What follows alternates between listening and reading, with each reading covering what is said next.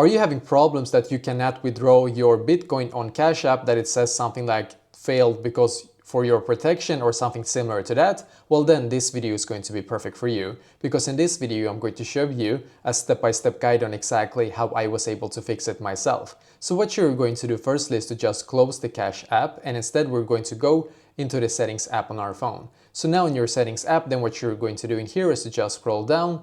Keep scrolling down until you can see General and click on it right here, as you can see. Now in here we're going to scroll down again and click on Storage in here. And in here just swipe up until you can see the search bar up top and click on it. Then just search for Cash App in here and click on it. Then you're going to click on Offload App and once again click on Offload App in here.